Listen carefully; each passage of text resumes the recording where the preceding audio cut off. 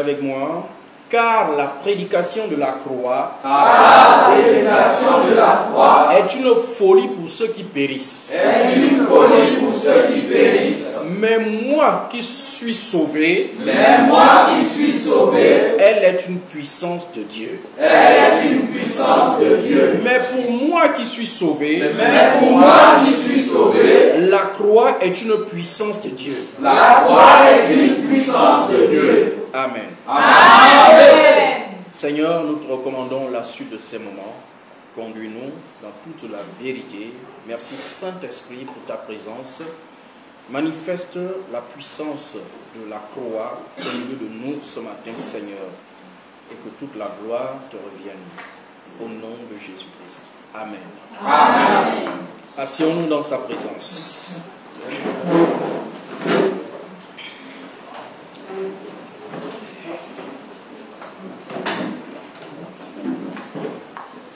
Alléluia. Amen. Nous sommes ce matin dans la deuxième partie de la série sur la croix. Comme on vient de le déclarer, la prédication de la croix est une folie pour ceux qui périssent, mais pour nous qui sommes sauvés, elle est une puissance de Dieu. C'est 1 Corinthiens 1, verset 18. Alléluia. Amen. Donc ce n'est pas de moi, c'est Dieu lui-même qui le dit. La prédication de la croix est une folie pour ceux qui périssent, pour ceux qui ne comprennent pas ce que c'est la croix et qui vont malheureusement en enfer. Mais pour nous qui sommes sauvés, la prédication de la croix est une puissance de Dieu.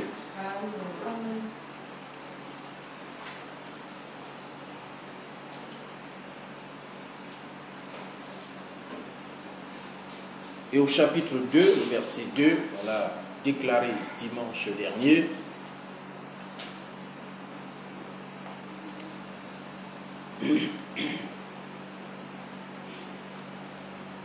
il est dit là-bas, car je n'ai pas eu la pensée de savoir parmi vous autre chose que Jésus-Christ et Jésus-Christ crucifié.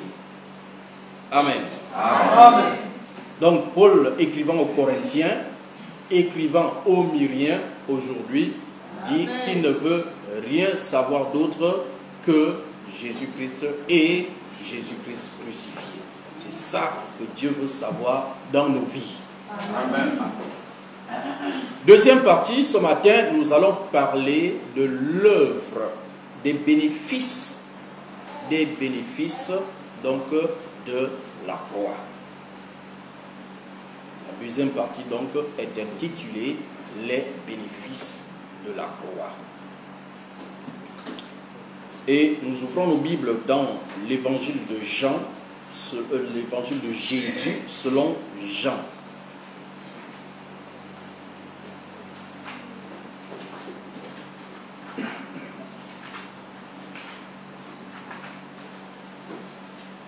Jean chapitre 8,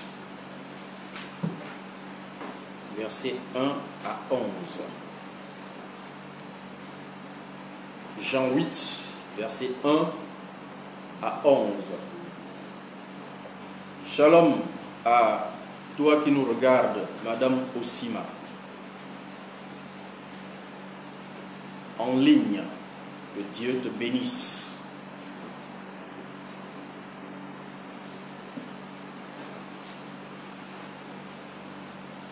Jean chapitre 8, versets 1 à 11. Il est écrit: Jésus se rendit à la montagne des Oliviers. Mais dès le matin, il alla de nouveau dans le temple et tout le peuple vint à lui.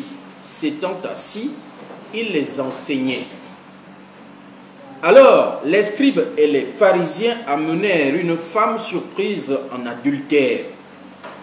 Et la plaçant au milieu du peuple, ils dirent à Jésus: Maître, cette femme a été surprise en flagrant délit d'adultère.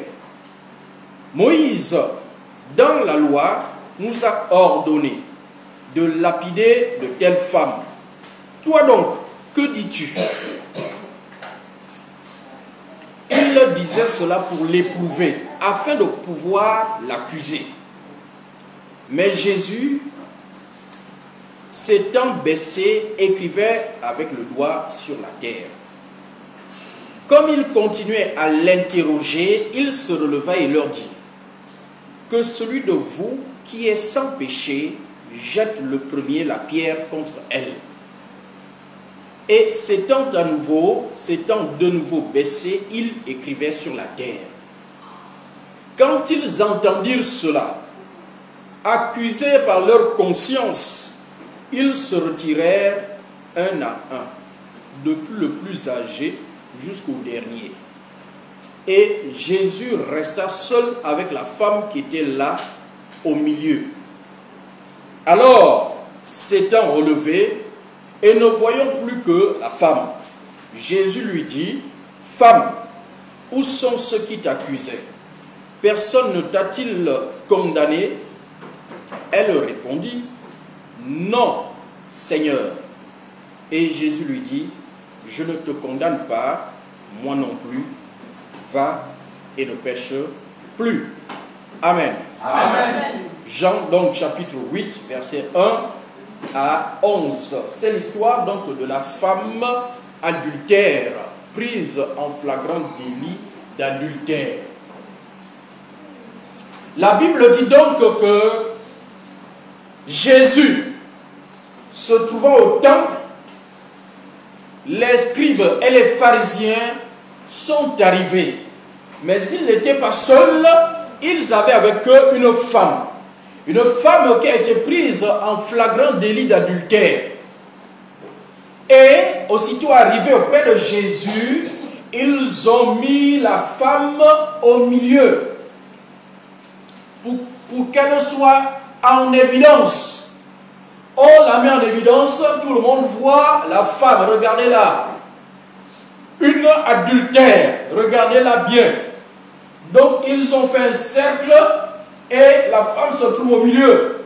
On l'a mise en évidence, que tout le monde voit. Et ils ont dit: Jésus, nous avons attrapé cette femme-là en flagrant délit d'adultère. Et ils ont tout de suite dit, ajouté: Moïse, dans la loi qui nous a laissé, il a écrit là-bas que de telles femmes doivent être lapidées. Elle ne doit pas vivre. L'acte qu'elle a commis est passible de condamnation. La peine capitale. Elle doit mourir pour ce qu'elle a fait. Ça, c'est ce que Moïse nous a dit. Et c'est écrit là-bas dans Deutéronome 21. Donc, si vous voulez aller savoir, puisqu'il dit Moïse a dit, ça veut dire que c'est quelque part dans la loi là-bas. La loi, ce sont les 5 premiers livres, Genèse jusqu'à Deutéronome.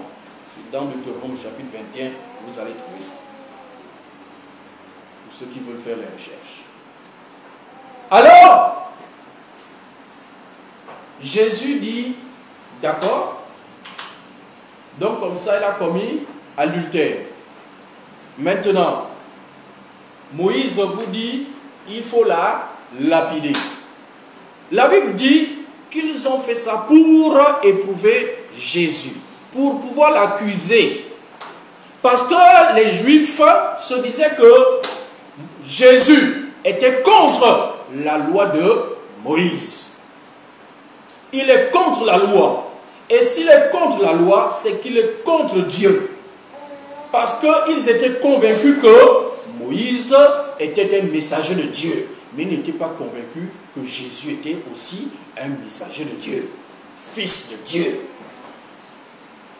Donc, toi, Jésus, le messager de Dieu, nous a laissé que il faut lapider de telles femmes.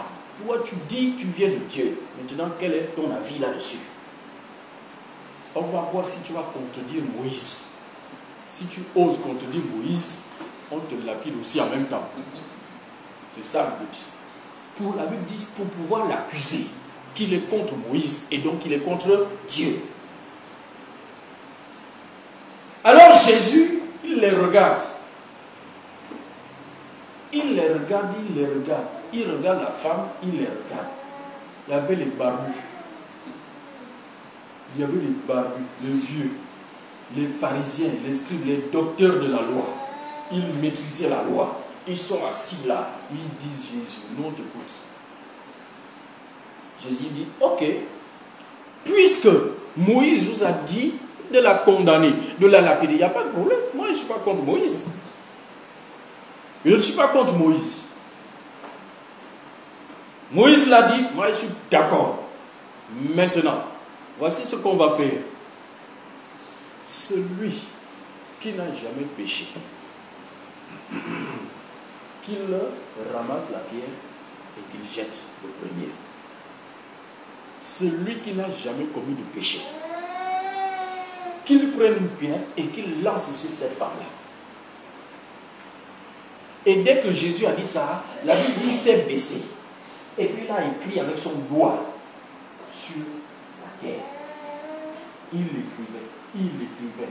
Il attendait d'entendre. Aïe! La femme a cassé une pierre. Il écrivait. Mais il n'a pas entendu ce bruit-là.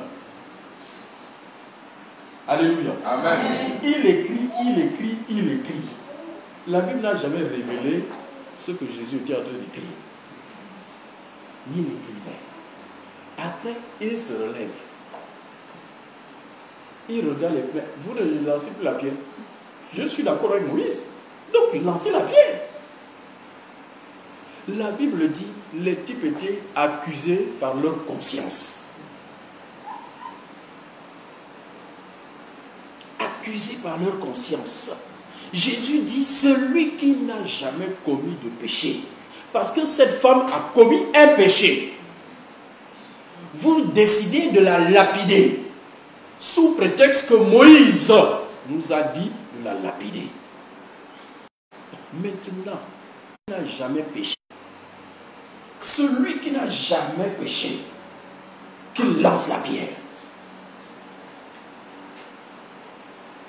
Le problème ici, c'est quoi? D'abord, le péché. Oui, la femme a péché. Mais Jésus dit, qui parmi nous n'a jamais commis de péché? En dehors de moi-même, Jésus. La Bible dit, n'a jamais commis de péché. Alléluia.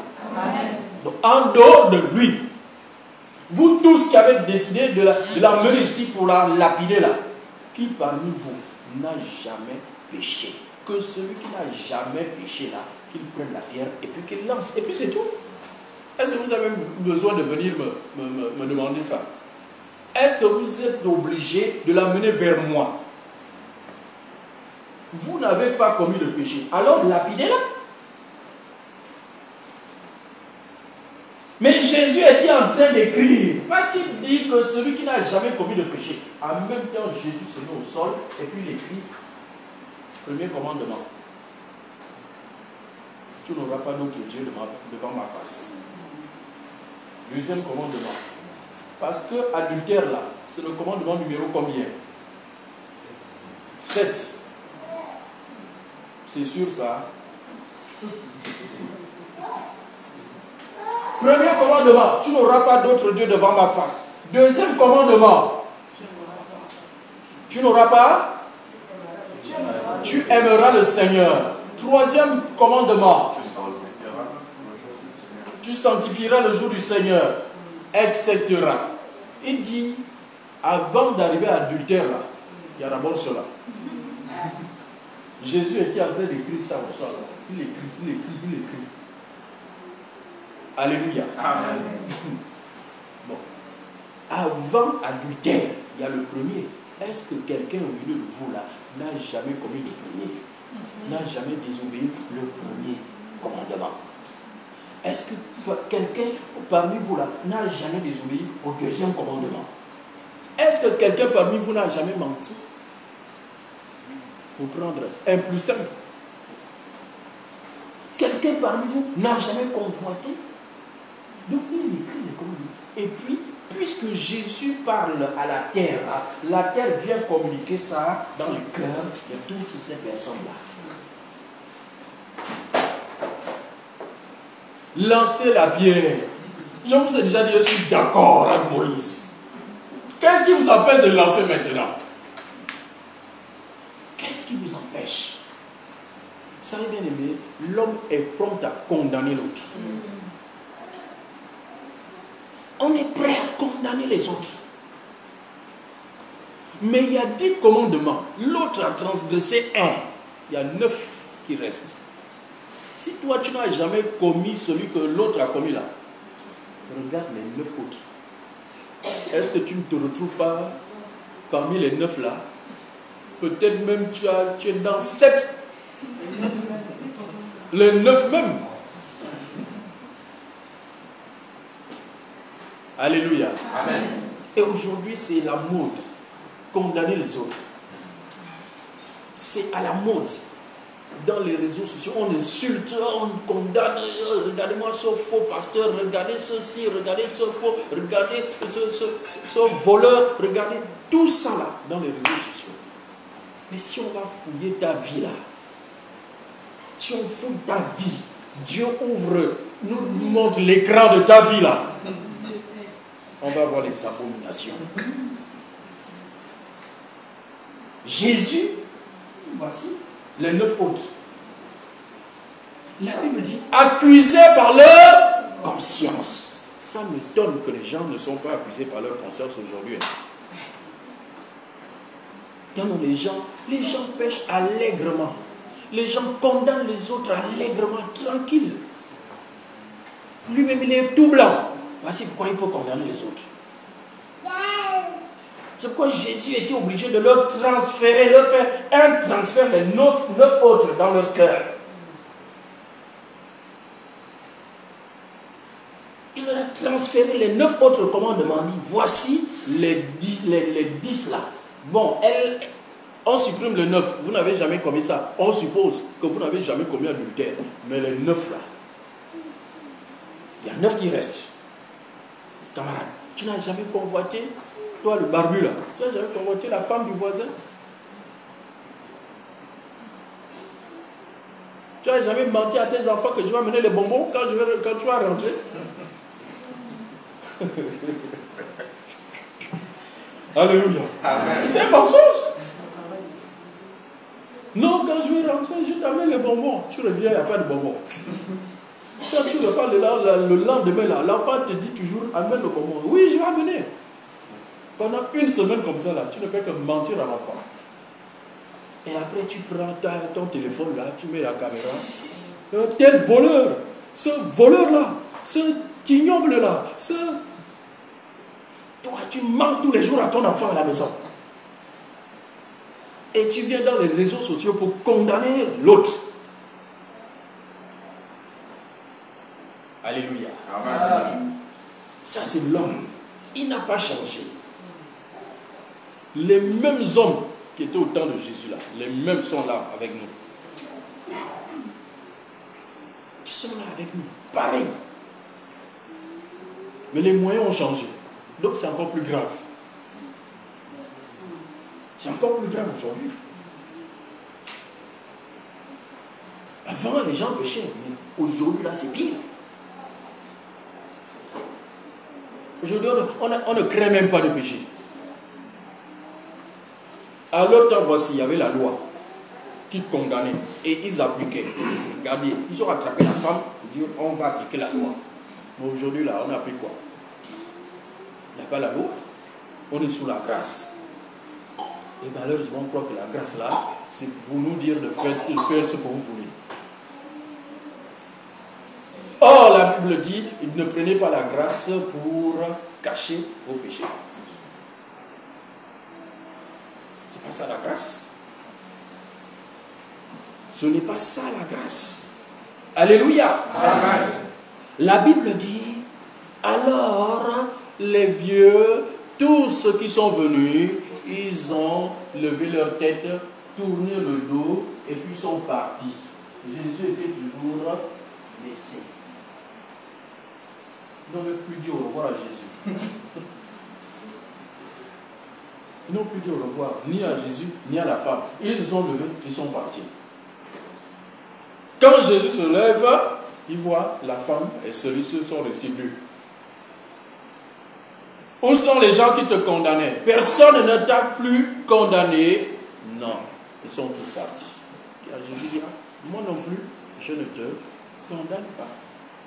Moi non plus. Moi, je ne suis pas venu pour condamner les gens. Moi, je suis venu pour sauver, pour délivrer les gens du péché. Alléluia. Amen. Bien, mais nous devons faire attention. Les accusations. Il voulait accuser Jésus. Les accusations, les condamnations. Oh, toi, tu as fait ceci. Toi, tu as péché. Toi, tu as péché. Camarade, regarde-toi aussi. Ta conscience là. Et désormais, faisons comme Jésus. Quand quelqu'un vient te dire tu as péché, sors-lui les 10 commandements. Si tu lui les dis, il va se retrouver dans un. Au moins. Au moins dans un, il va se retrouver. Après, il va se taire. Alléluia. Amen. C'est ça. Faisons comme Jésus. Après, il va se taire. Non. Jésus n'a pas condamné. Jésus dit, je ne te condamne pas. Donc, regardez, la femme a péché. Tous sont partis, ça signifie que tous reconnaissent avoir péché au moins une fois. Tous. Tous. Mais pourquoi tous reconnaissent avoir péché? Parce qu'ils ont péché. La Bible dit, ils étaient sous la loi. Or, la loi produit quoi? Le péché. La Bible dit, la loi a été donnée pourquoi? C'est pour rendre évident le péché. Rendre évident le péché. Voici pourquoi la loi a été donnée. Rendre le péché évident. Et donc voici le problème de l'homme. Tout le monde pêche. Tous les hommes. Tous les hommes. Tous les hommes. Bien-aimés, même si tu n'as... Et là c'est encore pire. Parce que dans notre temps là, même si tu n'as jamais menti là, il te dit le fait d'être né d'un homme et d'une femme là, fait de toi déjà un pécheur. C'est tout. Le fait d'être né par un rapport sexuel entre un homme et une femme fait de toi automatiquement un pécheur. Donc nous devons être plus humbles. Nous devons être plus humbles.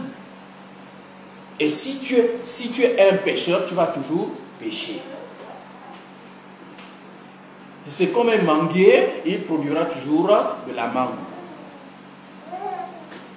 Toujours. Donc si tu es pécheur, tu vas toujours pécher.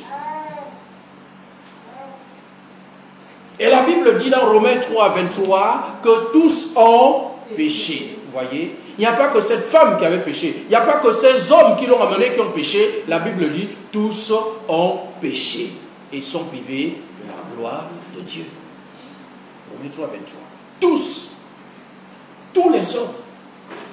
Tous les hommes. Parce que nous sommes nés d'Adam et de Ève.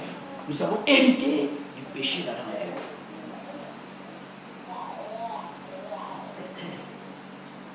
Romains 5, verset 14.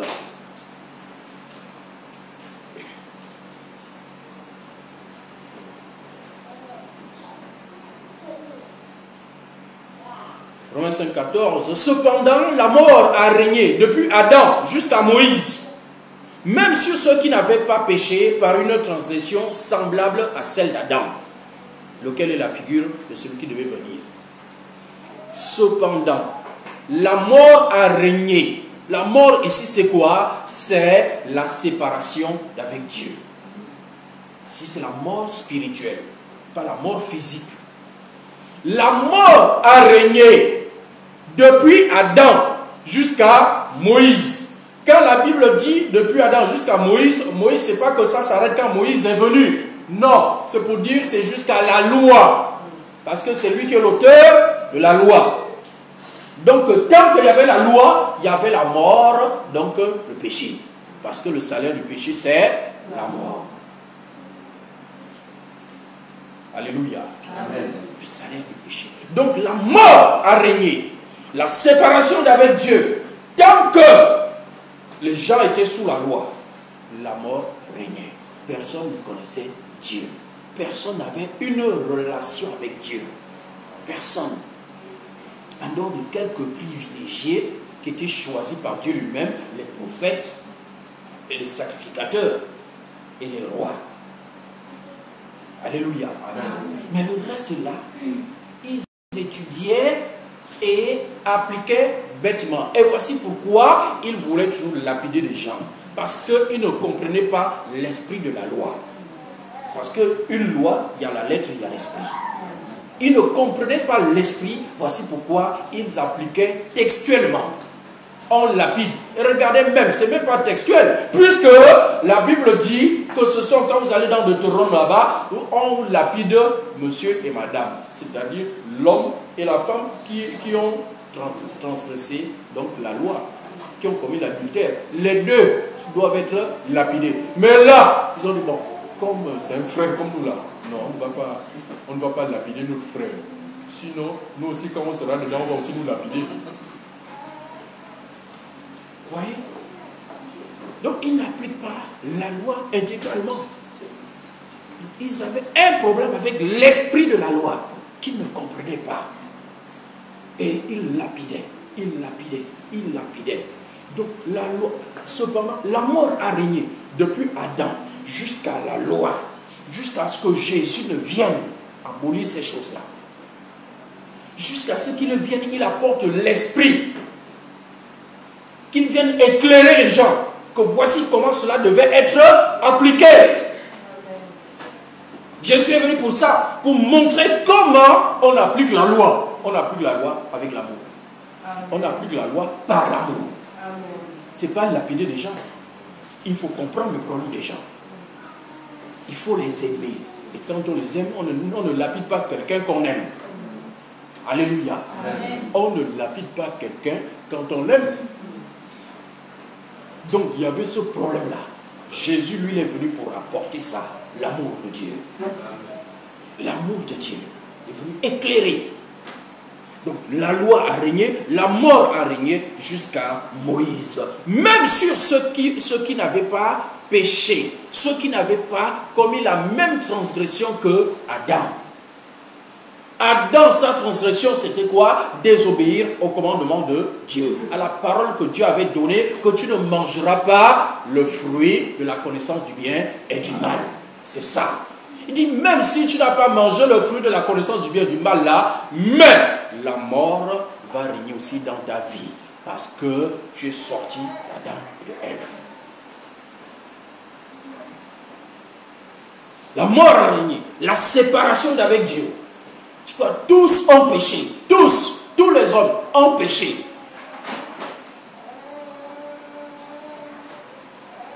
Alléluia. Amen. Tous les hommes ont donc péché. Et le péché apporte quoi? La malédiction. Le péché apporte la mort. Le péché apporte quoi? La maladie. Le péché.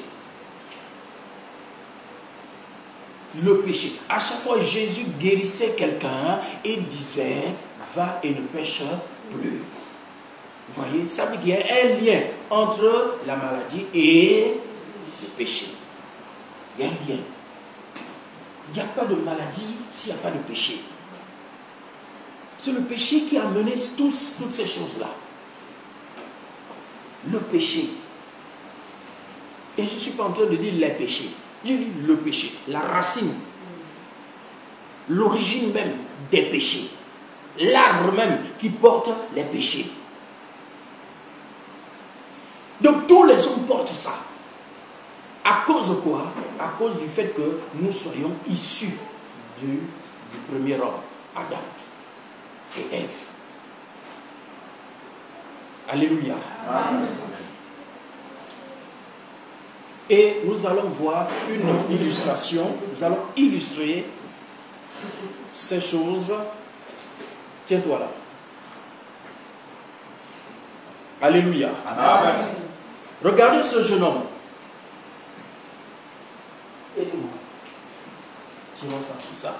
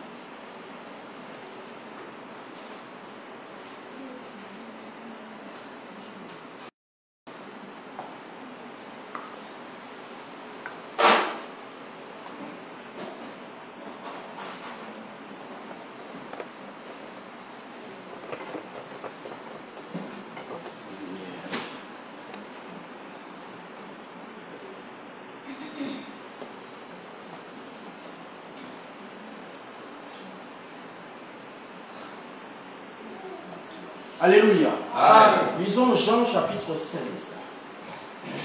Jean 3 plutôt. Jean 3, verset 16. Un verset que tout le monde au moins connaît. Jean 3, 16. On a pris ça au catéchisme pendant des années. Car Dieu a tant aimé le monde, il a donné son Fils afin que quiconque croit en lui ne périsse pas, mais qu'il ait la vie éternelle. Alléluia. Amen. Alors l'homme, étant dans cette situation de pécheur, Dieu va envoyer un homme, Jésus, pour sauver cet homme-là. Pour sauver cet homme-là. Vous regardez la situation de l'homme. L'homme qui a péché, au moment donné, il peut pécher en haut. Parce que le reste, c'est la conséquence du péché. Donc tout homme qui naît sur cette terre-là, il vit avec un vêtement. On a vu les vêtements spirituels. Tout homme, dès qu'il naît, il porte un vêtement comme ça. Haut sur lui, c'est écrit péché. Malédiction, maladie, pauvre et la mort. C'est la fin. La mort spirituelle et la mort éternelle. S'il meurt comme ça, avec ce vêtement, il va en enfer, direct. Sans passeport. Pas besoin de visa. Alléluia. Amen. Regardons bien ça. Tout homme qui est né d'un homme et d'une femme, qu'il soit blanc, noir, métis, albinos, jaune, rouge, il y a même les gens verts. Il y a des hommes de toutes les couleurs avec le Kwanzaa. On n'a pas encore vu les femmes vertes. C'est pas sérieux. Alléluia. Amen. Quelle que soit sa race, quelle que soit sa religion, même si papa est pasteur, maman est pastoresse, l'enfant qui naît, il a ça. Ça ne dépend pas de tes parents. C'est la femme d'Adam et Ève. Tous, nous sommes nés comme ça. Tu es entré à la maladie, à la malédiction, la pauvreté, la mort. Tu es une usine de fabrication du péché. Une usine de fabrication du péché. Dès que tu nais avec ça. C'est pas on te donne, tu nais avec. Comme chacun naît avec la tête. C'est comme ça que tu nais aussi avec ça. Regardez bien. Comme ça. Que tu sois ministre, président, député, que tu sois roi, que tu sois ouvrier, tu as ça. Le monde spirituel te voit. Les démons te voient avec ça. Les démons te voient avec ça. Les anges te voient avec ça. Même si tu mets le costume sur ça, ils voient. Joli costume, jolie cravate là. Camarade, ça là, c'est plus visible que le costume et la cravate. Sur le plan spirituel. Sur le plan naturel, on voit que tu as une jolie cravate et un joli costume.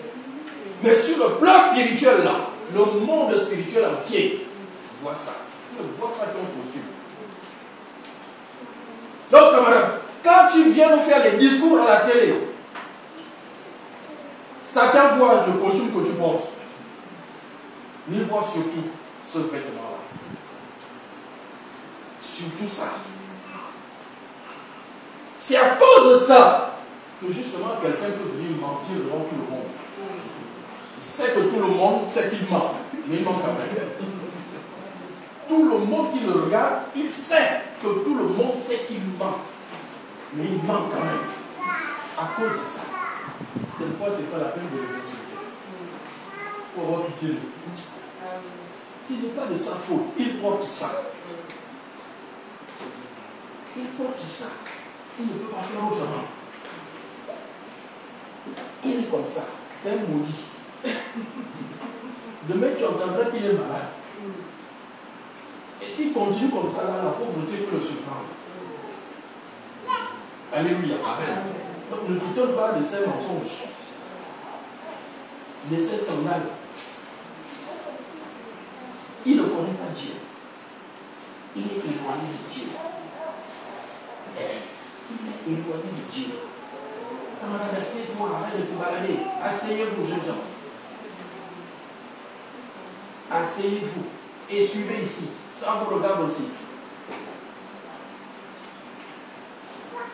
Alléluia. Amen. Même si maman est chante, maman est diaconesse, jeune fille, jeune homme, regarde, tu as la vie là. Si tu meurs avec cet habit-là, tu vas direct en enfer. Tu es déjà à la gare, tu attends seulement l'heure. Tu attends seulement l'heure. Alléluia. Amen.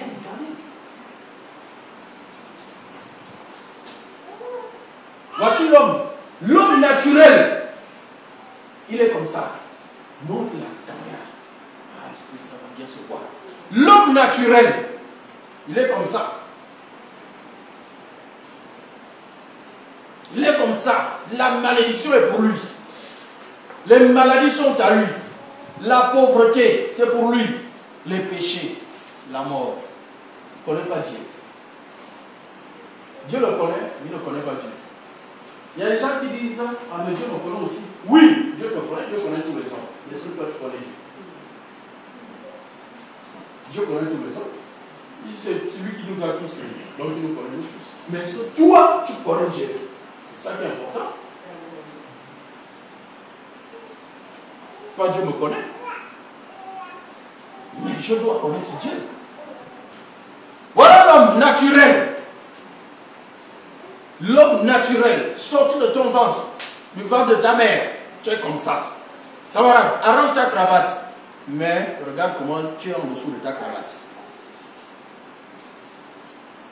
Comme ça. C'est pourquoi les gens sont malades. C'est à cause de ce vêtement que les gens tombent malades. À cause de ce vêtement. C'est à cause de ce vêtement qu'il y a des problèmes. Il y a des malédictions. À cause de ce vêtement. On est avec. Alléluia. Amen. Voici cet homme comme ça. Il erre dans la vie. Parfois, il a un bon travail. Il a de belles voitures. Mais au fond d'eux, il y a, comme on a lu tout à l'heure, leur conscience qui leur parle de temps en temps. Quand il finit de mentir, il va chez lui. Sur sa couche là-bas, la conscience commence à parler.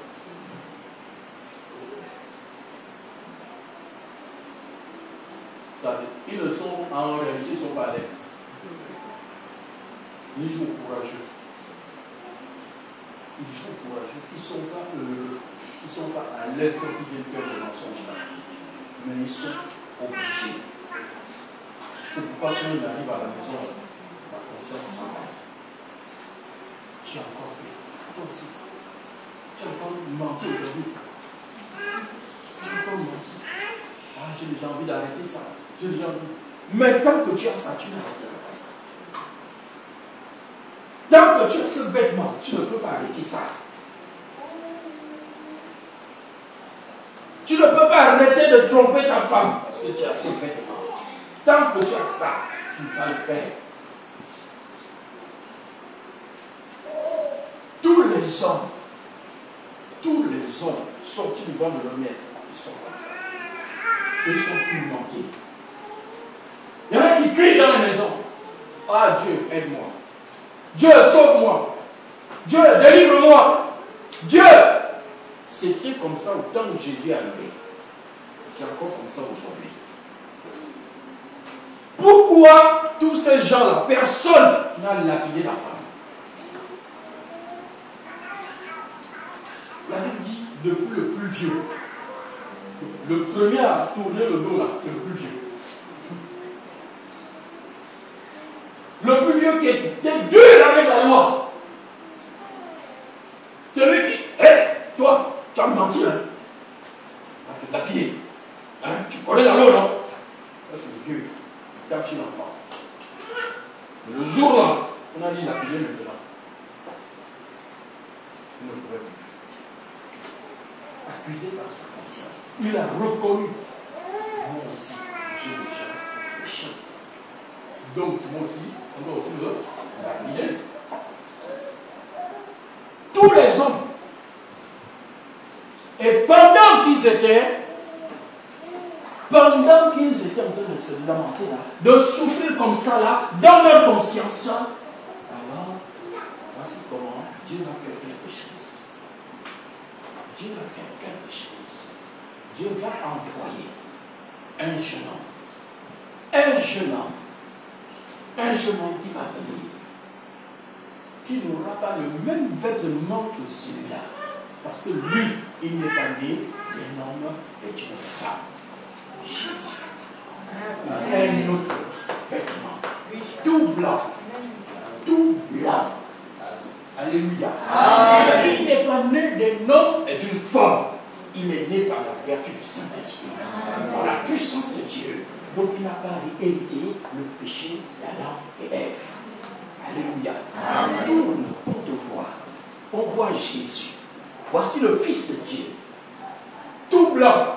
Il n'a jamais commis de péché. C'est pourquoi il pouvait dire, lui, celui qui n'a jamais commis de péché, il lance sa prière. Parce que lui n'a jamais commis. Il est le seul juste dans le temple ce jour-là. Le seul juste. Le seul qui pouvait prendre la pierre et lapider la femme. Le seul. Voici comment Dieu envoie ce jeune homme. Il apparaît au milieu des docteurs. Il commence à leur enseigner. Les vieux disent, mais pourquoi tu n'as même pas 30 ans? Tu viens nous enseigner. Nous, on a les 70 ans, 75 ans, 80 ans. On a été à l'école de Gamaliel. On a été à l'école etc. Toi, tu sens d'où? Jésus dit, avant qu'Abraham fût, moi je suis. Tu dis quoi? Avant qu'Abraham, je répète, avant qu'Abraham fût, moi je suis. Non, là, on aussi de la vie. Tu n'as même pas 50 ans, mais tu dis tu as vu Abraham. Même nous, regarde, j'ai 80 ans, je n'ai jamais vu Abraham. Toi, tu as à peine 30 ans, tu dis tu as vu Abraham. Tu mérites contre la vie. Tu es un usurpateur. Usurpateur. Ce jeune homme apparaît et il commence à guérir les gens. Il voit des paralytiques, il les relève. Alléluia. Il est la pureté du Seigneur Jésus. La pureté. C'est parce que c'est pur que la femme peut toucher et puis elle est pure. À cause de cette pureté-là. Voici ce qu'il a fait. Et quand il le faisait, c'était quoi? Un échange. Quand il guérissait un malade, il prend la maladie, il porte ça sur lui. Il lui donne la santé. Quand il disait à la femme que je te pardonne, tu es pardonné de tes péchés, il prend les péchés de cette femme-là, il les porte sur lui. Il prend les péchés de la femme. Alléluia. Amen. Que quelqu'un prenne sa Bible et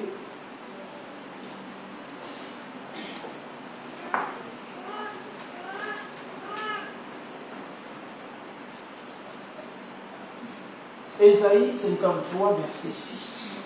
Lis-moi ça. 2 lecteurs. 2. Donc, un, prends Ésaïe 56, 3. L'autre me prépare Matthieu 8, verset 16 à 17. Le premier, donc, c'est Ésaïe 53, verset 6. Le deuxième, ce sera Matthieu 8, 16 à 17. Isaïe chapitre 53, verset 6. Nous étions tous errants comme des brebis. Chacun suivait sa propre voie. Et l'Éternel a fait retomber sur lui l'iniquité de nous tous. Amen. Hein? Amen. Il dit, nous étions tous errants. Il parle de qui là? Qui était errant? L'homme naturel, l'homme pécheur. C'est lui qui était errant. Toi et moi, nous étions tous errants. Chacun cherchait sa propre voie. Et l'Éternel a fait sur qui? Sur Jésus. L'iniquité de qui? De l'homme pécheur. Alléluia. Amen. Donc il a pris les péchés là et puis il a transféré ça sur Jésus. Chaque fois que Jésus pardonnait les péchés, le péché partait d'ici et venait sur celui-là. Alléluia. Amen. Matthieu, chapitre 8, verset 16 à 17, c'est ça. Je lis la parole de Dieu en Matthieu, verset 16 à 17. Le soir, on amenait auprès de Jésus. Galates 3, 13. Le soir, on amenait auprès de Jésus plusieurs démoniaques. Il chassa les esprits par sa parole et guérit tous les malades. Il chassait les esprits, les démons, c'est ça? Et par sa parole et guérit tous les malades. Afin que s'accomplisse ce qui avait été annoncé par Isaïe, le prophète, il a pris nos infirmités et il s'est chargé de nos maladies. Alléluia. Amen. C'est ce qu'Isaïe a dit. Il a pris nos péchés et s'est chargé de nos maladies. Il a pris les péchés, il a transféré ici. Il a pris les maladies, il a transféré ici. Amen. Il a pris tes péchés, il a transféré ici. Ça là, c'est toi le naturel. Toi-même, naturel. La Bible dit maintenant, Jésus a pris les péchés là, il a transféré sur lui. Il a pris les maladies, il a transféré sur Jésus. Quelle maladie? Dieu a transféré sur Jésus. Alléluia. Amen. Le papa là, le bon Dieu, notre bon papa, il a pris tes maladies, il a transféré ça sur Jésus. C'est quelle maladie qui te fatigue encore? Alors que Dieu a pris cette maladie-là, il a mis ça sur Jésus. Quel péché? Jésus a pris le péché sur toi et puis il a transféré ça sur Jésus. Galates 3, 13. Galates 3, 13. Christ nous a racheté de la malédiction de la loi, étant devenu malédiction pour nous, car il est écrit, maudit est quiconque est conduit au bois. Alléluia. Amen. Christ a fait quoi? Il s'est fait malédiction. Christ s'est fait malédiction pour nous. Il s'est fait malédiction pour nous. Parce qu'il est écrit, maudit est quiconque est pendu au bois. Maudit. Et lui, il a été pendu au bois. C'est pourquoi il est mort à la croix. Dès qu'on a tout transféré ici sur Jésus, alors Jésus-Christ est allé maintenant à la croix.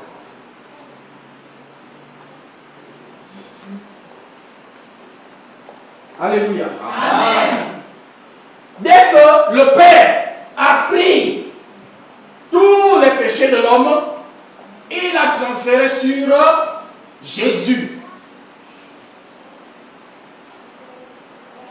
Le Père a transféré ce maudit vêtement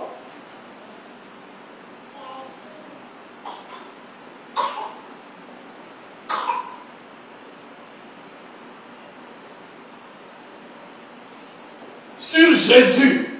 Tout a été transféré. Tout a été transféré sur Jésus. Quelle malédiction, quelle maladie. La pauvreté là, Lis. 2 Corinthiens 8, 9. 2 Corinthiens 8, 9.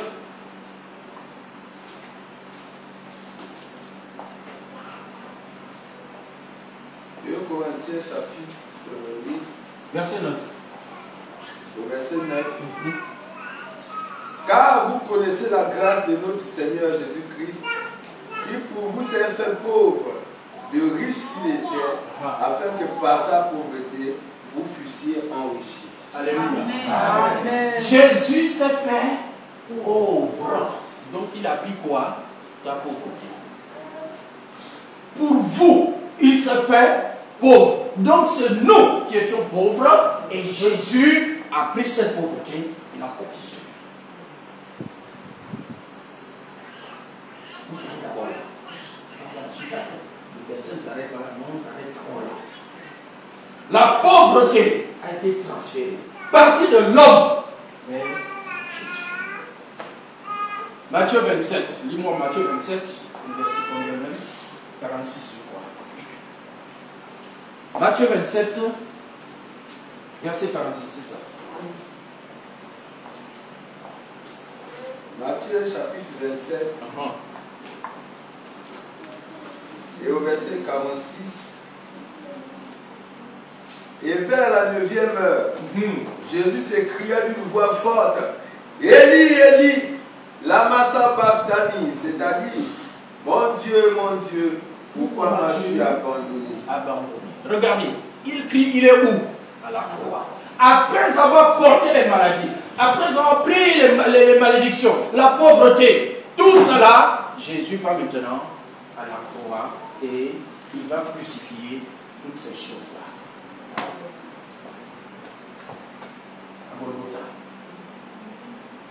Il va crucifier les malédictions. Parce que lui ne peut pas rester avec ça. Alléluia. Amen. Il va crucifier les malédictions, les maladies, la pauvreté, le péché, la mort. Regardez, le verset 46 là, qu'on vient de lire là, il dit quoi? Jésus, vers la 9e heure, la 6e heure, il a prié. Élie, Élie, lama sabachthani. C'est-à-dire, mon Dieu, pourquoi m'as-tu abandonné? Ça veut dire quoi? M'abandonner. Ça veut dire qu'il n'y a plus de lien entre le père et le fils. Il est abandonné. Il est mort spirituellement. Il n'y a plus de relation avec le père. Regardez. Jésus a été abandonné par le père. Pourquoi? Parce qu'il est devenu péché. C'est le péché qui a séparé Adam de Dieu. Mais lui, il a pris ça. Jésus a pris le péché d'Adam. Tout, la même chose qui est arrivée à Adam, la même chose arrive à Jésus. Séparation de le Père. Séparation. Jésus crie. Comment, Père, tu m'abandonnes? Mais tu es devenu péché. Tu n'as pas péché, mais tu es devenu péché. Tu es devenu, parce que tu as pris le péché de l'homme. C'est ça. Dieu ne vit pas avec le péché. Il a la croix. Jusqu'au point où, c'est dans Luc 23. Luc 23. Luc 23, verset 44, c'est ça. Luc 23, 44. La Bible dit quelque chose là-bas. Les anges vont faire quelque chose pendant que Jésus est à la croix. Les anges sont dépassés. Qu'est-ce qui est en train d'arriver à notre maître? Comment le maître, le papa là-bas, il abandonne son fils? Jusqu'à la 9e heure. Des ténèbres sur toute la terre. De la 6e à la 9e heure. En plein midi. 6e heure, c'est le midi. La 9e heure, 15 heures. Donc 3 heures de temps, il y a des ténèbres. Pourquoi? Les anges ont éteint le soleil. Ils ne veulent pas voir ça. Ils ont dit non, on ne peut pas voir ça. Notre Seigneur, avec le péché. Notre Seigneur, avec le péché. Ce n'est pas vrai, ce n'est pas possible. Ils ont éteint le soleil. les ténèbres, entre 12h et 15h, c'est là où le soleil est plus fort. C'est là où le soleil est plus fort. Et les anges disent non, on ne peut pas voir ça. On refuse de voir ça. Bien aimé, c'est ça que le Seigneur a fait. Il est arrivé jusque là. Pour nous, il faut te ôter ces choses-là. Pour enlever ces choses-là de ta vie. Jusqu'à il a risqué de se faire abandonné par le papa. Jésus. Il a accepté d'être abandonné par son père en portant ça. Il a accepté en portant ce vêtement. Il dit, je prends les malédictions des hommes. Je porte toutes leurs maladies. Je prends leur pauvreté. Je prends leur péché. Je prends la mort. Je prends tout ça. Je prends tout ça à leur place. Moi, je n'ai pas péché. Mais eux, ce sont eux qui ont péché. Moi, je meurs à leur place. Je prends la malédiction à leur place. Je prends les maladies à leur place. Jésus a fait cela. Jésus a fait cela. Bien aimé, regarde Jésus. Les malédictions là, c'est ici là, sur Jésus. Regarde bien, c'est sur Jésus. Les malédictions sont sur Jésus. Les maladies sont sur Jésus. Toutes les maladies, quel que soit le nom. Tu t'appelles ceci là. Tu t'appelles cancer. Tu t'appelles comment? C'est trop dur ça. Hein? C'est maladie kératocone.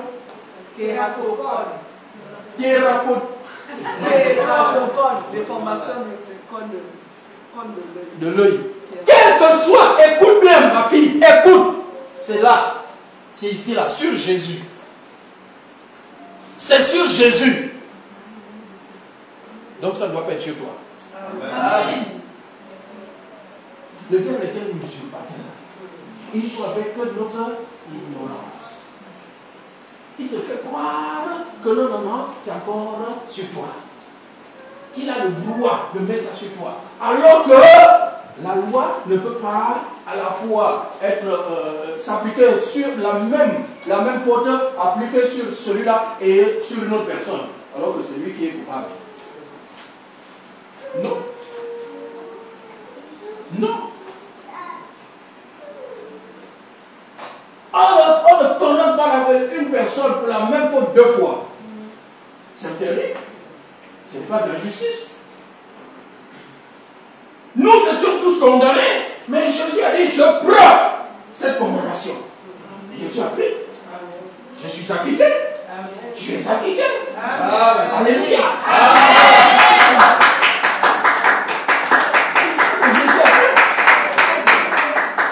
Jésus a pris tes malédictions, il a pris tes maladies, il a pris ta pauvreté, il a pris tes péchés, il a pris ta mort.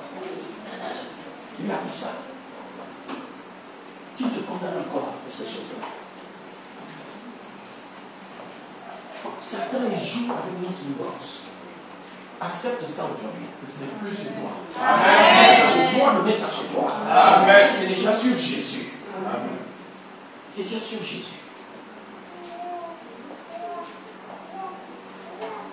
Alléluia. Amen. C'est ça. Maman, comme l'autre dit. Ah, c'est là. Voici, c'est sur Jésus. C'est sur Jésus. Ensuite, qu'est-ce qui va se passer?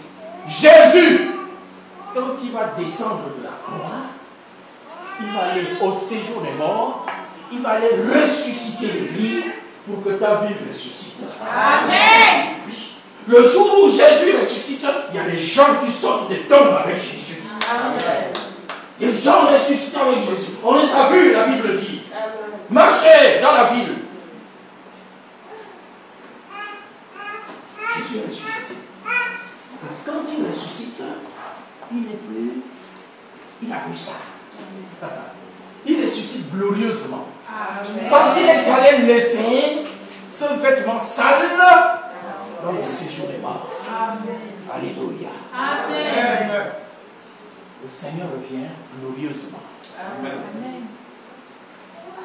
Le Seigneur revient glorieusement. Mais il y a un problème chez l'homme. Ça c'est Jésus. Mais ça c'est toi. Ça c'est l'homme. Tu n'as pas un vêtement spirituel. C'est bizarre. Tu ne dois pas rester comme ça. Non. Spirituellement, chacun a un vêtement.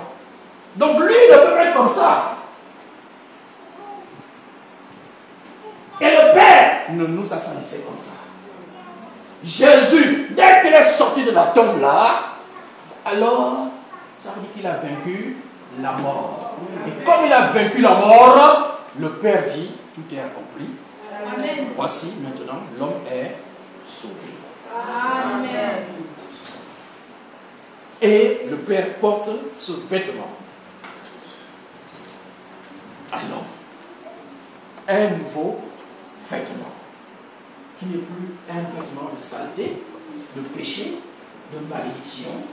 Mais regardez, alors, il dit maintenant, celui qui a cru en moi, Jésus, celui qui a cru en mon fils Jésus, pour ce qu'il a fait, il est sauvé. Amen. Il est béni. Amen. Il est guéri. Amen. Il est riche. Amen. Dieu m'a dit cela. Il l'est. Amen. Le jour où tu acceptes Jésus, voici le vêtement dont tu es revêtu. Amen. Le vêtement de justice. Amen. Le vêtement du salut. Alléluia. Amen. Voici à nouveau l'homme. L'homme.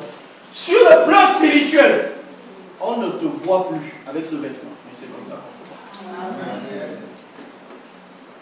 C'est comme ça qu'on te voit. C'est comme ça que le monde spirituel voyait Jésus comme ça.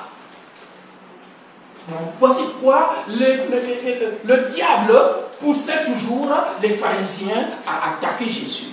Parce qu'ils n'avaient pas le même vêtement. Tous ceux qui sont de nouveau sont revêtus comme ça. Tous ceux qui ne sont pas nés de nouveau sont revêtus comme ça. Mets-moi ça sur la croix là. Mets-moi ça. Jésus, passe ici. On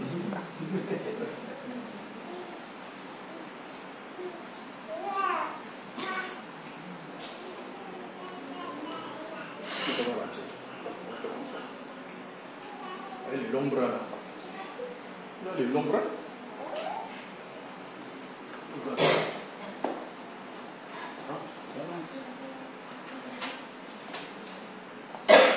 Le côté là va passer. Ça passe. La conception était très bonne. Alléluia. Amen. Regarde. Regarde ça et regarde ça. Ça c'est toi avant de naître de nouveau. Et ça c'est toi maintenant. Amen. Ça c'est toi maintenant. Le monde spirituel te voit comme ça. Amen. Voici pourquoi il t'attaque. Vous ne portez pas le même habit. Amen. Voici pourquoi ils sont contre toi. Eux, ils ont ça. Toi, tu as ça. Quand tu marches dans la rue, là, il y a des gens qui ont les yeux ouverts, ils te voient comme ça. Amen. Ils te voient comme ça. Il y a des gens qui ont les yeux ouverts. Ils te voient comme ça. Donc là où tu es assis, là, tu es sauvé. Amen. Tu es béni. Amen. Tu es guéri. Amen. Tu es riche. Amen. Yes. Tu seras. Je dis tu es riche. Il faut regarder ici. Tu ne regardes plus ici. Ça c'est toi. Tu es déjà guéri.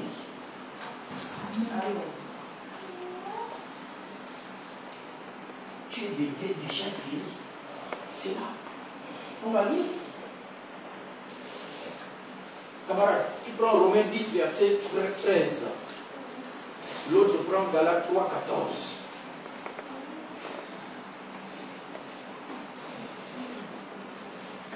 Romains 10, 13, Galates 3, 14. Romains chapitre 10, verset 13. Car quiconque invoquera le nom du Seigneur sera sauvé. Amen. Amen. Quiconque, n'importe qui, invoquera le nom du Seigneur Jésus-Christ sera sauvé. N'importe qui, quelle que soit ta nature, ton état, il dit n'importe qui, que tu sois en costume, que tu sois en caleçon, invoque le Seigneur et tu seras sauvé. Quiconque, que tu sois sorcier, magicien, bouddhiste, il dit invoque le nom du Seigneur et tu seras sauvé. Amen.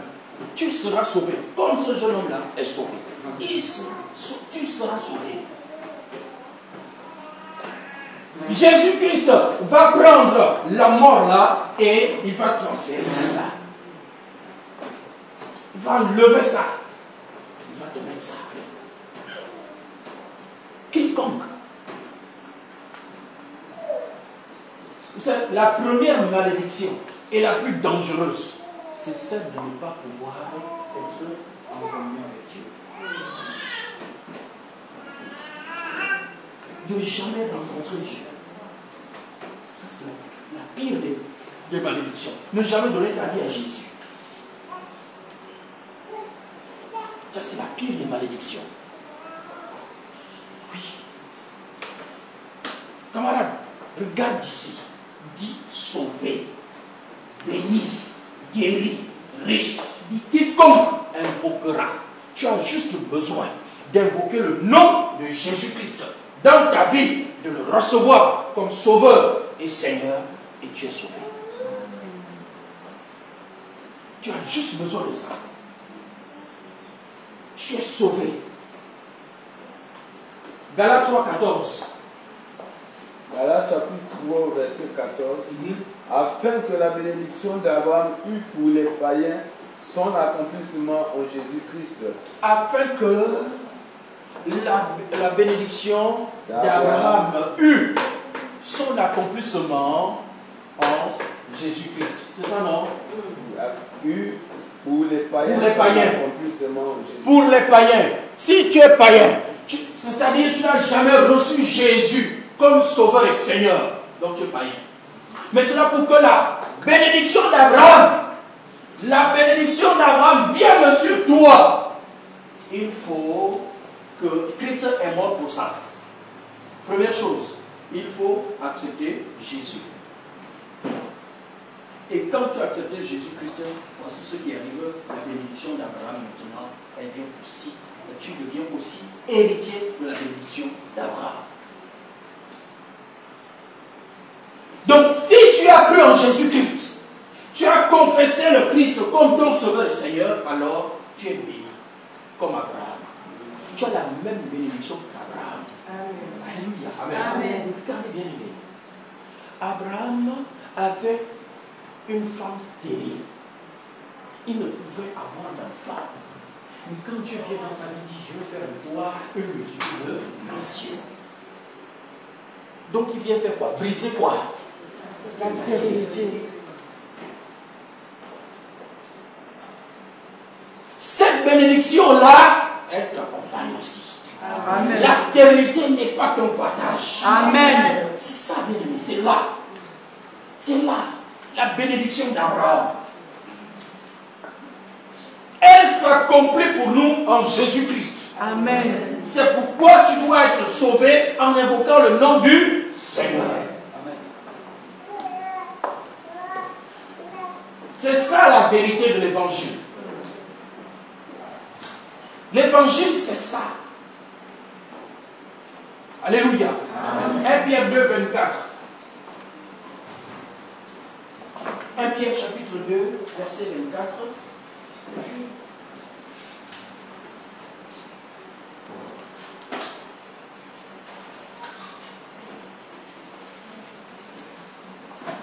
Pierre chapitre 2, verset 24. Lui qui a porté lui-même nos péchés en son corps sur le bois, afin que mort au péché, nous vivions pour la justice, Lui, par les meurtrissures duquel vous avez été guéris. Lui, par les meurtrissures duquel vous avez été guéris.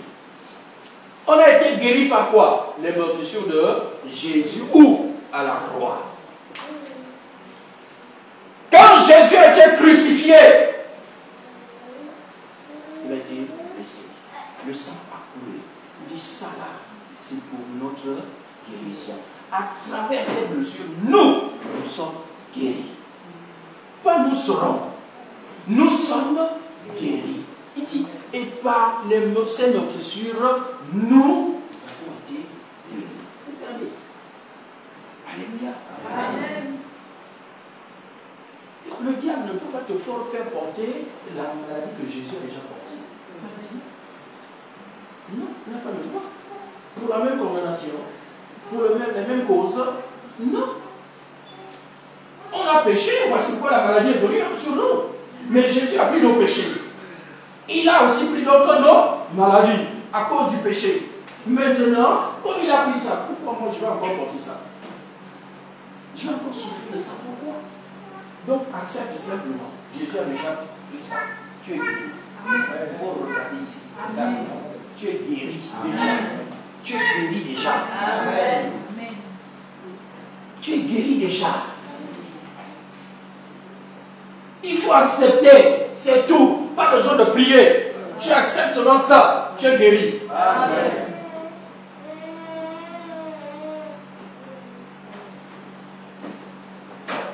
2 Corinthiens 8, 9. Le même verset qu'on avait lu. On avait pris une partie. 2 Corinthiens 8, 9. Donc tu es déjà guéri. Parce que Jésus a pris toutes tes maladies.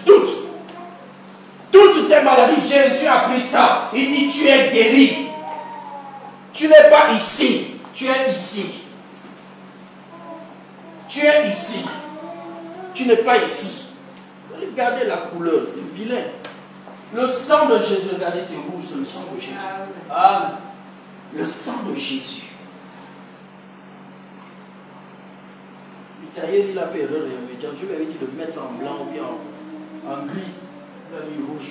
Non, rouge, c'est ici. C'est le sang. Le sang de Jésus. 2 Corinthiens 8, 9. Car vous connaissez la grâce de notre Seigneur Jésus-Christ, qui pour vous s'est fait pauvre. Il s'est fait pauvre. Afin que de riche qu'il était, afin que par sa pauvreté, vous fussiez enrichis. De riche qu'il était, il s'est fait pauvre, afin que par sa pauvreté, vous deveniez riches. Amen. Jésus était riche et il a accepté de prendre notre pauvreté afin que nous prenions sa richesse. Donc regarde comment tu es riche. Amen. Regarde comment tu es riche. Amen. Regarde comment tu es riche. Tu es riche.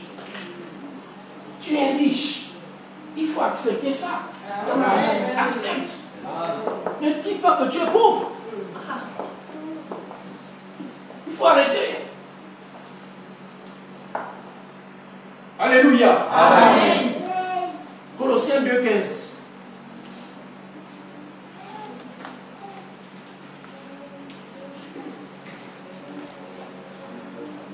Colossiens chapitre 2, verset 15. Colossiens chapitre 2, verset 15.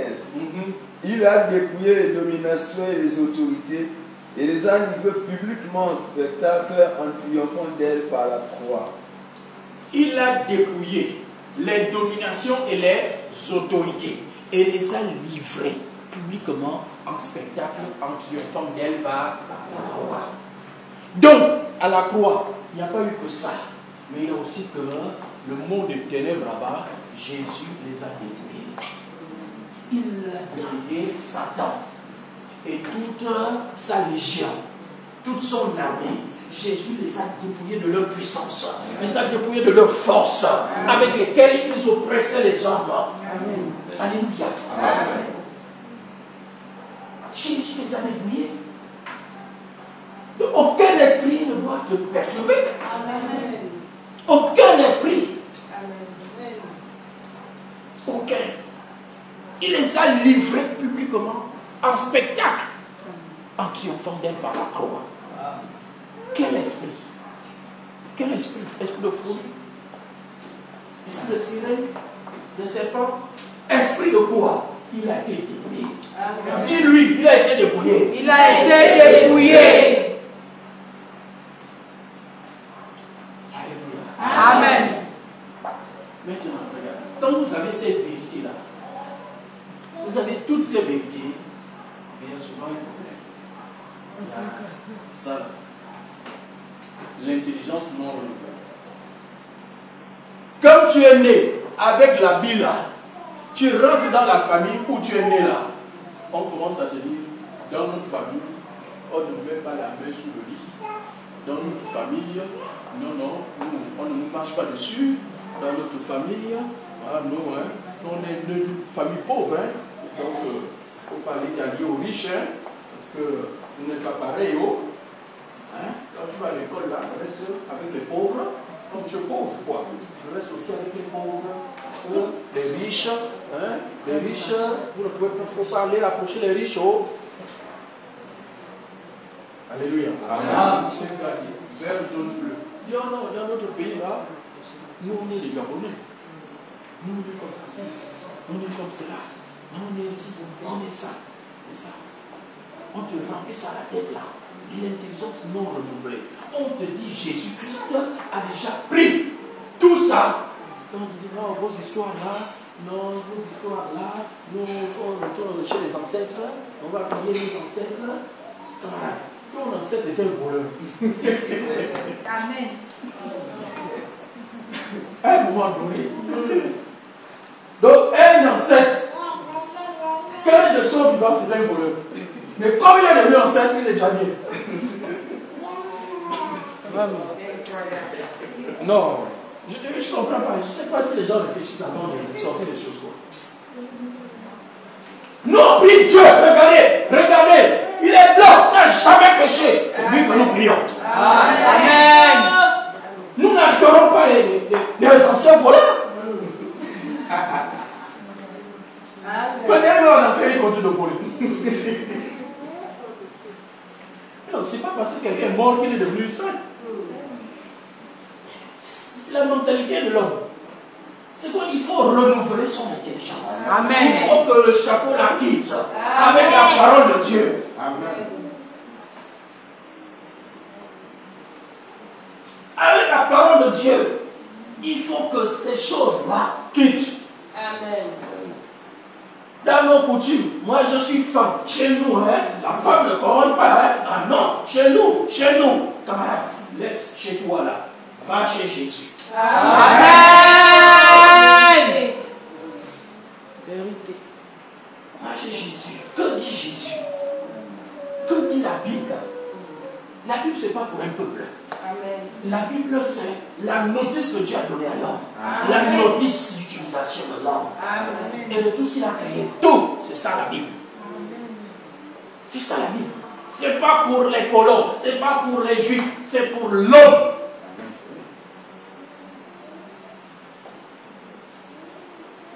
On dit que ce sont les colons qui ont amené la Bible en Afrique. C'est un mensonge. C'est un mensonge. La Bible en Afrique avant les colons. Avant que les colons ne viennent. Acte chapitre 2. Le jour de la Pentecôte, là, ils étaient tous ensemble. Quand le Saint-Esprit est descendu, la Bible cite les peuples qui étaient présents ce jour-là. Amen. Il y avait les Africains. Lisez la Bible. Amen. Il y avait les Africains. Le jour de la Pentecôte, il y avait les Africains. Simon de Cyrène qui a porté la croix de Jésus, c'était un Africain. Il faut arrêter d'écouter les gens. Lisez votre Bible avec la tête et le Saint-Esprit. Amen. Acte chapitre 8, on parle de l'eunuque éthiopien. Eunuque éthiopien. Ce n'est pas un Africain. Les colons étaient déjà en Afrique. Non. Alléluia. Amen. N'écoutez pas ce qu'on raconte. Lisez vos Bibles. Amen. Lisez vos Bibles. Ça, vous avez juste besoin de ça. Tu es là. Tu n'es plus ici. Renouvelle ton intelligence par la parole de Dieu. Amen. Tu es ici, tu es sauvé, tu es béni. Si tu meurs aujourd'hui, tu es au paradis. Amen. Celui qui est ici, là, il meurt, il va en enfer. C'est un choix. Il y a quelqu'un qui est venu me voir hier et il m'a dit, il fallait que je t'appelle. Parce qu'il y a un palu bizarre qui m'a entraîné là. Et quand le palu là, j'ai senti ça, il y a une question qui m'est venue. Elle a posé une question. Seigneur, je suis déjà malade.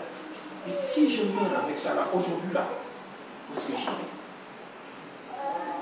Où est-ce que j'irai si je meurs maintenant avec le palu là? Facile pour moi. Elle a dit non, je dois aller voir le pasteur. Le vraiment voir, je dois confesser. Parce que je ne dois pas aller en enfer. Je dois confesser ce que j'ai fait. Le venu voir l'a confessé. Il dit non, je refuse d'aller en enfer. Avec ça. Mourir avec ça, c'est ce que je te dis là. Je dis ok, confesse. Je suis homme de Dieu. Je sais garder le secret. C'est un professionnel. Oui. Bien aimé, il faut se poser la question. Je dis waouh, ça c'est le Saint-Esprit. Ça c'est le Saint-Esprit qui t'a poussé à te poser une telle question. Dans la maladie. Dans la maladie, tu dis ah, je peux mourir à n'importe quel moment. Mieux, je me débarrasse de ce que j'ai au fond de moi là. Il a confessé, on a prié ensemble. Alléluia. Amen. C'est ça la question que tu dois te poser. Si tu meurs aujourd'hui là, où iras-tu? Où iras-tu si tu meurs aujourd'hui? Tu iras où? Il y a l'enfer, il y a le paradis. Frère, sœur, fais le choix. La mort peut arriver à n'importe quel moment, n'importe quelle heure. Personne ne sait ni le jour ni l'heure. C'est la phrase que la personne a utilisée. Je ne connais ni le jour ni l'heure où le Seigneur va m'appeler là. Déjà que je suis malade. Ça peut venir à n'importe quel moment. Alors, viens confesser ton péché aussi. Et le Seigneur va te revêtir de ça. Le vêtement de justice. Tu seras sauvé. Tu seras bien. Si tu meurs, tu vas en paradis. Tu meurs, tu peux pas. Mais si tu meurs avec ça, même si tu viens à l'église, mais tu viens pratiquer la sorcellerie, tu viens faire semblant, mais tu as ça, tu n'as pas ça. Oui. Il y a plusieurs qui sont dans l'église avec ça. Assidus à l'église tous les dimanches. Mais ils portent ça. Camarade, répands-toi. Répands-toi et Dieu ôtera ça de toi. Répands-toi. Viens à Jésus sincèrement. Et Dieu va t'enlever ça et te revêtira de ça.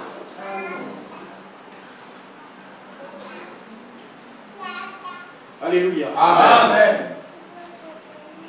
Encore une fois, regarde ici. Ah, chez nous, on est maudit. Camarade, tu es en Christ. Tu n'es plus maudit. Tu es ici. Maudit, c'est là-bas. Ici, tu es béni. Chez nous, on ne se marie pas. C'est une malédiction. C'est là-bas. Toi, tu es déjà ici. Donc, ne dis plus, je ne vais pas me marier. Dis, je vais bientôt marier. Amen. Je suis une future mariée. Amen. Je suis un futur marié. Ne dis pas, je suis célibataire. Je suis futur marié. Amen. Dis ça. Je suis un futur marié. Les malédictions ont été brisées là-bas. C'est Christ qui a donné la bénédiction. Il y a quelle maladie dans ta famille? Oui, c'est pour la famille. Toi, tu n'es plus de cette famille, tu es de la famille de Christ. Amen. Il n'y a pas de malédiction en Christ. C'est la bénédiction. Amen. Maladie héréditaire, camarade. Ça, c'est hérité. Tu as hérité ça de ta famille naturelle. Tu es de la famille de Christ maintenant. Il n'y a pas cette maladie là-bas. Amen. Tu es ici. Tu es guéri. La Bible dit qu'il nous a ressuscités ensemble, il nous a transportés dans le royaume du Fils de son amour. Il nous a arrachés des ténèbres, il nous a transportés, translatés dans le royaume du Fils de son amour. Tu n'es plus du royaume de la maladie. Tu n'es plus du royaume de la malédiction. Tu es du royaume du Fils de son amour, Jésus-Christ. Amen.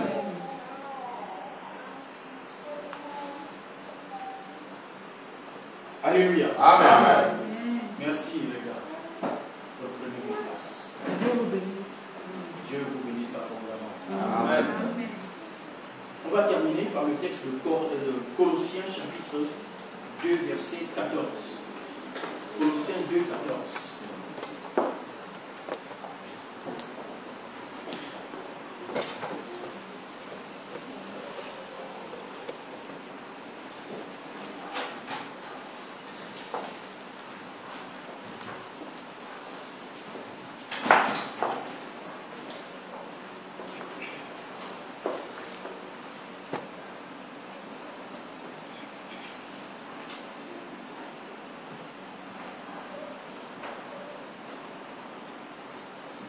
Bien aimé, quand on dit renouveler ton intelligence, ça part de la pensée. Renouveler ta pensée, ta manière de penser. Et puis ça vient à ta manière de parler. On te dit tu es guéri, dès que tu sors d'ici là, ma maladie là, c'est pas ta maladie. Ma maladie est revenue. Elle est partie, elle est revenue. Toi tu portes un vêtement blanc. Un vêtement de gloire.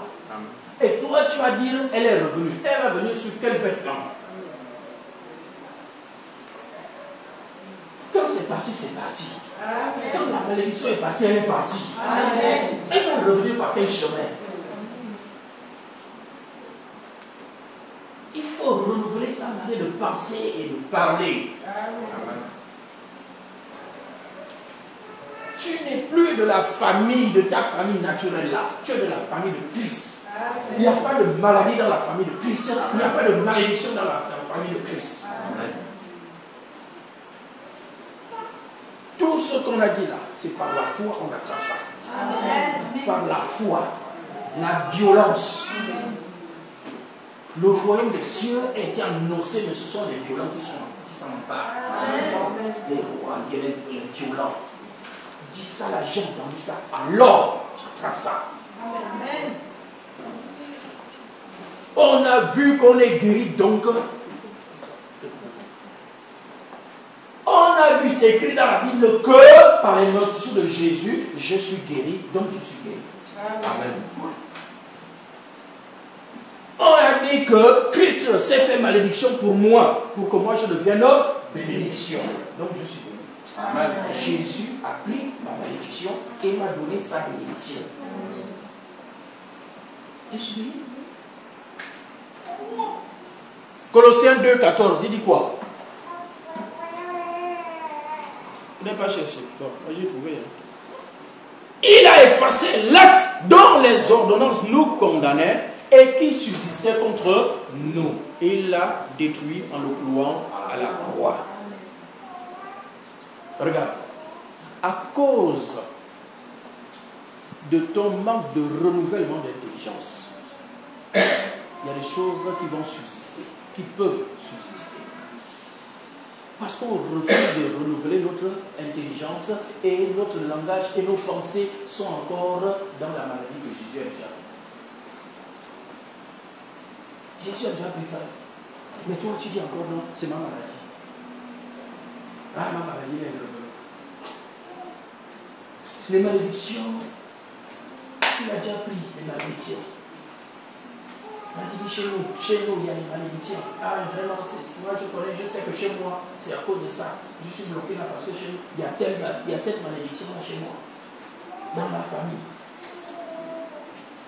Christ a déjà pris tout. Toi, tu n'es plus de cette famille. Tu n'es plus. Mais tu raisonnes. Et c'est là où il dit les malédictions font quoi? Subsistent. Il a effacé l'acte dont les ordonnances nous condamnaient. Donc il ne s'est pas arrêté à les prendre. Il efface. Il efface. L'acte dont les ordonnances nous condamnaient et qui subsistait. Pourquoi ça subsiste?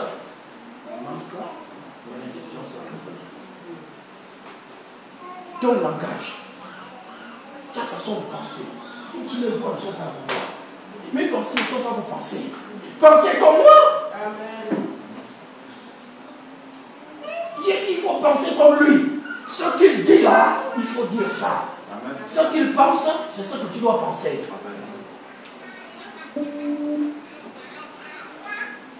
Mais comme tu as les pensées du village, tu as les pensées de ta tribu, tu as les pensées de ton pays là, donc les malédictions vont subsister.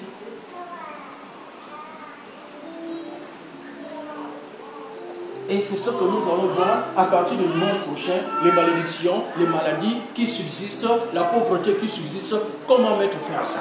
Amen. Toujours par la croix. Amen. Nous allons voir maintenant, à partir de dimanche, on va commencer, je ne sais pas, peut-être on va commencer peut-être par le péché, ensuite prendre les malédictions, les maladies, etc. Chaque dimanche, on aura un.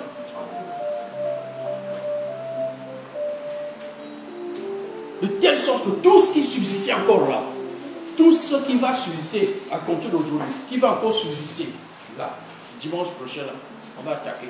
Amen. Alléluia. Amen. Qui se sent libéré? Amen. Bien aimé, ça c'est un message qui doit te libérer totalement. Amen. Totalement. Et c'était démonstratif, tu vois avec les yeux. Merci pour la répétition. C'est pas grave, on voit avec les yeux. Alléluia. Amen. La répétition est pédagogique. Donc, on prend ça avec foi. On rentre dans ces grâces avec foi. On arrache avec violence. Amen. Avec violence. Jésus, il a pris toutes tes maladies. Par cette morsure, toi tu es guéri. Jésus a pris le péché. Il a pris le péché, qu'on appelle encore le vieil homme. L'ancienne nature. La nature pécheresse. Il a pris ça. Nous verrons ça dimanche prochain. Alléluia. Amen. On va se lever.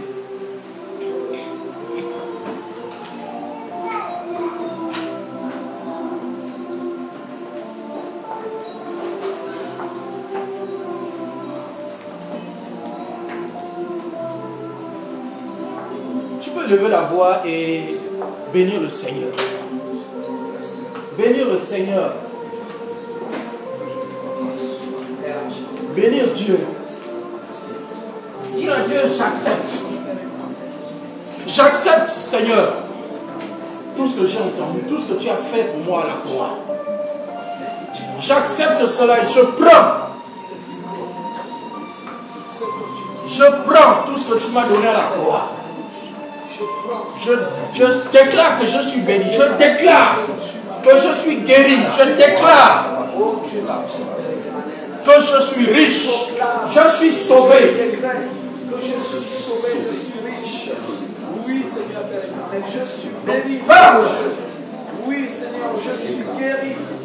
Oui, je suis riche. Au nom puissant de Jésus-Christ de Nazareth.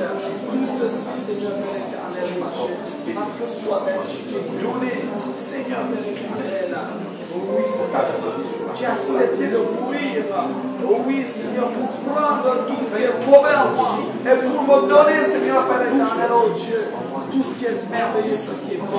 Oh oui, Seigneur, Père éternel, je te vois et je te confesse, je proclame, tant que tu m'accordes le souffle de vie, Seigneur, que cela soit une louange à ma bouche jusqu'à l'éternité. Oh Dieu, tout-puissant, Père éternel. Je le confesse et je le crois ce matin. Oui, je le sais. Quelque chose s'est passé. Au nom puissant de Jésus-Christ de Nazareth. Seigneur Dieu.